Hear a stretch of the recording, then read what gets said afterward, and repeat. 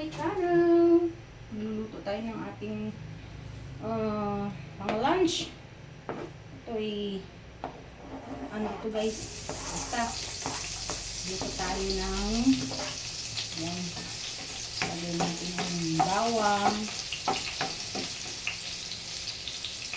tapos onion, sibuyas. Ito na lang muna ang ating luluto ngayon guys, kasi medyo masama ang pakiramdam ko. Kaming dalawa ng anak ko guys, masama ang pakiramdam, parang kami may sipon ngayon. Masama ang pakiramdam, pero wala tayong magagawa. Wala namang lagnat, sipon lang guys, na talagang running nose talaga. Running nose. Nahawa ako sa anak ko guys, kagabi dumating siya, nag-text sa akin, masama daw pakiramdam niya, tumutulo daw yung sipon niya, nasa school siya. Sabi ko, tapos parang nilalagnat daw siya. Tapos sabi ko, umuwi ka na lang, magpaalam ko sa prof mo na masama pakiramdam mo. Pinayagan naman siya guys, umuwi ng alas 5 hanggang alas 6 pa yung klase niya. Pagdating niya, binibiro-biro pa niya ako niya. Ganun pa. Siyempre, yung buga ng ano niya guys, ang bilis ko talagang mahawa guys. Yung ano na, kaninang umaga, pagising ko, masama na yung lalamunan ko. Parang sisipunin ako. Ayun na nga, tumutulo na rin ang sipon ko. Ang bilis guys. Tapos, bumahin siya paggabi daw, nagtakip daw siya. Pero, siyempre, madali talaga akong mahawa guys. Kunting may makaharap lang akong may sipon, nahahawa na ako. Kaya ingat ako dahil mahina ang baga ko. Ay naku guys, ang hirap. Kaya ngayon, natusa ko yung anak ko bumili ng gamot. Wala naman siyang lagnat guys, masakit lang ulo. Ako naman, hindi naman masakit. Ano lang, inagapang ko guys, inom ako ng tubig. Ayun na, nilagay na natin yung kamatis. Ayan.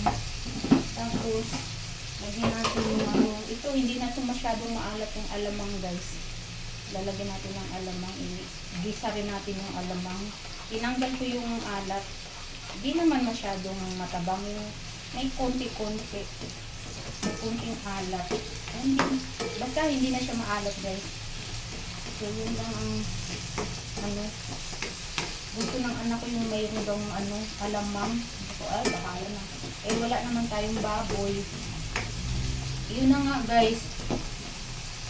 Ay, nako. Mususa ko siya bumili ng Decolgen non-browse. Pero hindi naman ako antukin. Yung dalawang banig yung pinabibili ko sa kanya sa labas ngayon. Tapos, hinayaan ko lang siyang matulog guys para mapahinga siya ba, dahil napagod talaga yan guys sa nakaraang nila, yung activity nila sa school. Sobrang na-stress yan, kaya siguro ayun, nagkasakit, napabaya na yung may cooking session sila, siguro na natuyuan ng pawis yun guys. Siya yung chef.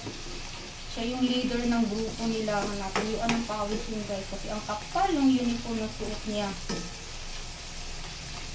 Kaya pinapahinga ako, kasi mahirap na yung dalawa kaming may sakit ba guys, na wala na. So ayan, gisa lang natin mabuti yung alamang. Ayan, lagyan natin ng paminta.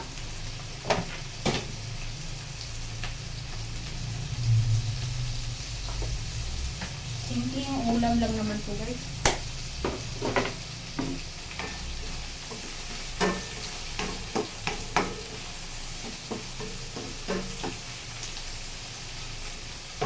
Yung ulam lang.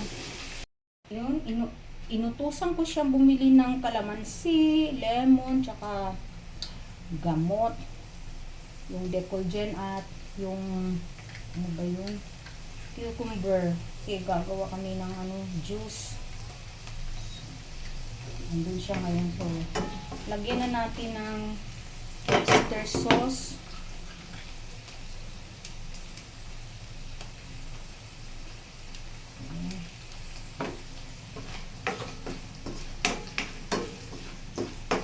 Tapos asukal. Ayan.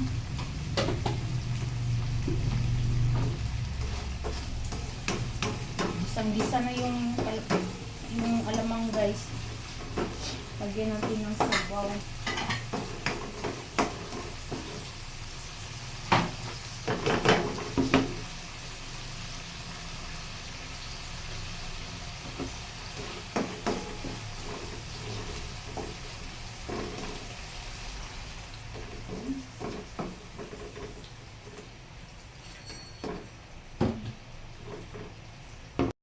Itong luto natin guys ay parang binagoong baboy, pero hindi naman to ano, lagay na natin yung pinirito kong kanina, pinirito kong talong. Medyo brown ang gusto guys, kasi alam mo na, may bumibili. Ayan. Tapos tokwa lang ang ano natin, instead na baboy, tokwa.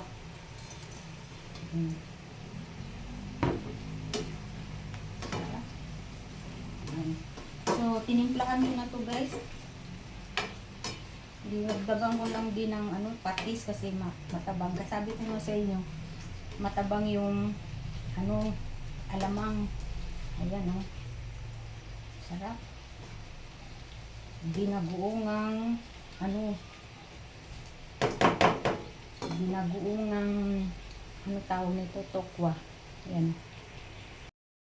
Ayun, oh, medyo na-brown na gusto yung ano, yung talong. Okay lang yun guys. Hindi naman lasang sunog guys. Eh. Tapos na. Thank you for watching. Malapot na.